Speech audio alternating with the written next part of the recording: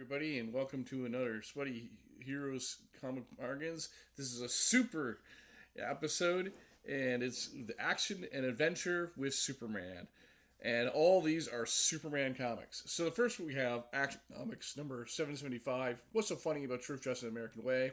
Superman proves that he doesn't need to kill people in order to be a cool superhero and to stop evildoers. Then he goes up and against the elite. This is actually a facsimile. I you might not see it. You don't see the barcode over here, and you see on the back you'd see a modern day price, so $3.99 US.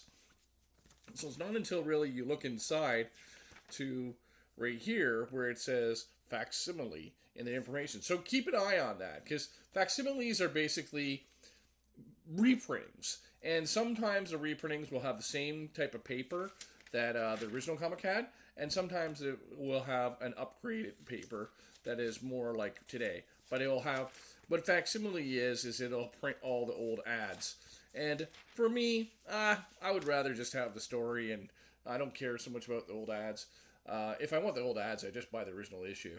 But for some people, they like it's cool. I guess for the older comic books, it's more cool. We've seen the old ads, like for the 80s, 70s, 60s, and stuff like that. But in any case, this is a great story. Highly recommend this issue. But make sure you look. Sometimes it could be just a reprint. Sometimes it could be a facsimile in those dollar bins. And then, of course, you're going to get it in the dollar bins. The New 52 era. Where were you when the New 52? I remember when I was in Toronto, and this was a huge event doing all these New 52 books. I didn't have the money to plug down for all 52 titles, nor did I think that all 52 titles would succeed. I thought mainly just Superman, Batman were the important ones. Everything else was just optional. But I did Action Comics. By this point, Grant Morrison had started in New 52 Superman, but Andy Diggle takes over with around this issue to 21.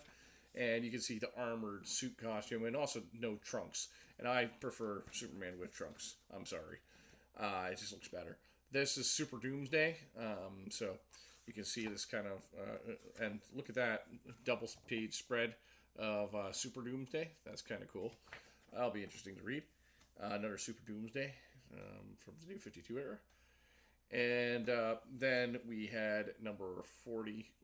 That's Bizarro. That is the cover. See, it's upside down because Bizarro is upside down. That's fine. Superman wearing a t-shirt and pants. It's not a look for him, but it'll be interesting for me to finally read these stories and see what the whole fuss was about with that era.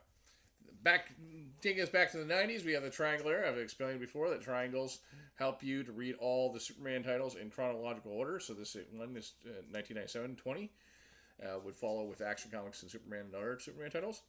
And Stuart Moman is one of my favorite Superman artists, along with Dan Jurgens. And we have the Electric Superman costume here. This was a Superman anthology series that after the cancellation of Adventures of Superman,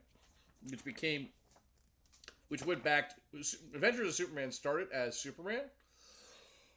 Then when 1986 came, they decided to call it Adventures of Superman, and then release a volume 2 for Superman. And then after a long time, they decided Adventures of Superman would go back to being Superman, and then just follow me here. So this is called Adventures of Superman. This would be another volume, but these are more anthology stories and by different artists, so that could be kind of fun to read. DeMatteis, I love J.J. DeMatteis, so I'd love to see what a J.M. DeMatteis Superman story is. And then the classic cover, him stopping a train. People forget about Superman, that he doesn't fight and punch things. He can do stuff, right? I think that people need to take more advantage of Superman being able to stop disasters from happening and everything, especially when he's fighting a criminal, right? It's stuff that other superheroes can't do and can't focus on because the other superheroes, they're not fast enough. They can only focus on fighting the criminal. So, anyways, you can see this is a tribute to Superman of the ages. That's kind of cool, fun, cool. Here's another triangle era with this electric blue Superman, and that is Bibbo.